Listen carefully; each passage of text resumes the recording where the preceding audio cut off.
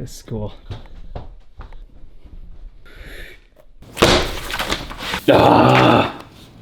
Yes, this is awesome. Okay, so this is like, I keep all of my storyboard frames for all the projects that I've worked on, kind of like a diary, because it's really great to see like what I was thinking on the day or what the original vision was, and then how did it transfer onto the screen. Okay, so today we're talking about storyboards and when to use them, where to use them, how to use them, and if you do them already, here's some tips to make yours better. If you haven't done them, then keep watching because they are super key to making your film much better. Okay, so let's get this clear. Storyboards are pretty necessary in my eyes. Now, if you're shooting something like a documentary, I wouldn't stress doing storyboards because things are gonna be constantly changing and you can't really predict what is going to play out. But when it comes to a narrative or something like a music video, I love having these available and you should start using them for yours to make sure you get the shots that you need, want, without getting confused on the day. Now there is stuff that you can do like a shot list, which is pretty handy and I'd recommend you guys doing that as well. But storyboards are so useful, and every time I do a shoot and have storyboards, I'm like, oh my God, yes, thank you. Storyboards are kind of like your best friend when everything's going crazy on set, because when you're shooting something and a million people are buzzing around you, you will have these boards to keep you on track. And the amount of times that I've gone like, oh my God, I don't know what's going on, I go to this, my best friend on set, and I take a look at where the scene's gonna play out. So here are a couple reasons why a storyboard will help you out on set. The first reason why is because when your crew is trying to figure out the vision and you've got the idea in your head, sometimes it doesn't get relayed to all of the members, and so they're just kind of assuming how things are gonna play out. If you have a storyboard, if you have frames of reference for the entire crew to look at, they can see it and go, okay, this is where they're going with this. This is their vision for the scene. And it doesn't matter if it's like a really good, well-drawn sketch. I mean, if you look at mine, they are like, they're not good at all. And that's basically as far as mine go. They're not super duper detailed. I don't spend a whole ton of time working on these, just as long as I can tell and my crew can tell what this shot looks like and how we're gonna pull it off. For me, I try to cater to as many departments as I can within my storyboard. When it comes to certain details, I'll go even further than the cinematography for this shot. So if there's specific blocking, maybe a character is running towards camera and there's people behind them, I'll make sure that I incorporate that. Another great reason why to utilize storyboards is it plays out the scene for you before you even press record on the camera. You could even be a year away from production and have all the storyboards lined up. You don't have a lot of money to play with the realms on the outside of the screen. Maybe you don't have the greatest location, but you have like this really good window, and if you frame it in that space, you can do so much with that one window.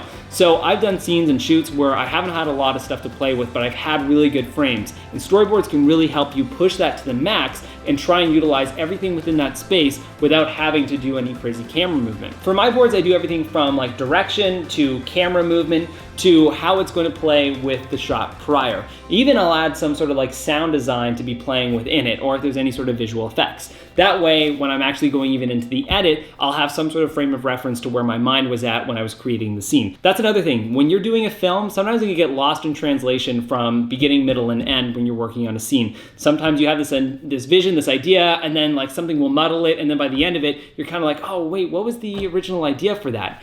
Having this will kind of show you where your vision played out. Some other things that I incorporate within my storyboards is blocking. So maybe an actor needs to know where they're going to be standing in the shot, and maybe the DOP does too, but you don't have the setup done. You don't have the space, you don't have the location yet, or maybe the lighting's not there. So you can literally look at the storyboard and go, this is how I want them to play out, this is where I want you to stand, and I'll even put in the side if there's some sort of like direction of how I want the actor to present the line. Because again, when you're on set, sometimes it's hard to focus on those things when a million others are going on. Whenever I go into a scene, sometimes I'll just quickly jot down the shots that I need and frames that I want to make sure the scene plays out within the edit. So let's say I get my medium, wide, and close-up, I'll write those down in the storyboard just to make sure that I have it, and I won't really go too far into detail because I know exactly how it's gonna play out and it's not gonna be too difficult. If it's a relatively easy scene and not too much is going on, then just simple like stick figures and minimal direction is totally fine. But if you have like this complex shoot, maybe it's like a 20-day shoot and big locations, big sets, lots of background actors, so much stuff going on, blocking out your storyboards beforehand is super duper useful when it gets to be that crazy.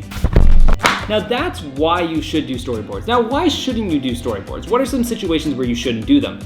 Big one is documentaries. Documentaries are so on the fly and things are going so crazy that if you storyboard a documentary, it's going to change within the first 10 minutes because you're going to be at a location and then an explosion is going to go off, and now everything that you've prepped and prepared for that has now drastically changed. So for documentary, I would stay away from it. There's also kind of the Werner Herzog approach, where you should be feeling the scene as it plays out as opposed to having it all prepped. Now, I totally respect that, and I've done a lot of things that way as well. And I'd say if you have gotten all the shots that you need off of your storyboards, you've checked off all the little squares here, which I recommend you doing. Use this as a checklist to make sure you get all your coverage.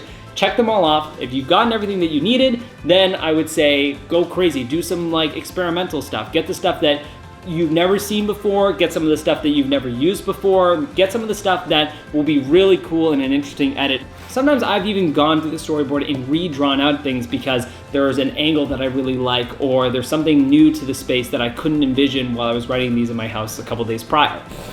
Okay, so that's basically it as far as why and why not to do storyboards. Now, the one thing that I'm going to talk about is actually creating them. Now, sure, not all of you have this really cool booklet, and I'm actually almost out of pages on it, but what you guys can do is actually just create them yourself. I actually just use my cell phone or cell phone case, and then I'll just put it on a piece of paper, and then I'll draw around the edges to create that square frame. The nice thing is the shape of a cell phone is in the 16:9 aspect ratio. So if you take off the case and just trim around the edges, you'll get a really nice frame for your storyboard. Essentially, you just want enough room to put your drawings on and a little bit of description on the side. If you know you don't need any description, then just keep going with it. I'll put in like camera movement, so I'll put in these arrows. There's another great video by Film Riot in the description below. You guys can check out how to kind of structure a storyboard. And yeah, that's basically it. I mean, like, it's so funny. Looking through this, I mean, I've even realized that I've blocked out the storyboards per chunk of the song. So we shot this song in like, I think 4 different chunks, so 4 different chunks of the song. So then beside them, I kind of put like these scene numbers to make sure I knew what part of the song we were shooting these scenes to. Thank you guys so much for all the support. I love having this conversation with you. Also, thank you so much for all of the subscribers out there. Guys, I really appreciate it. We hit 10K. Yes! Like, comment, subscribe, and I will see you guys in another video.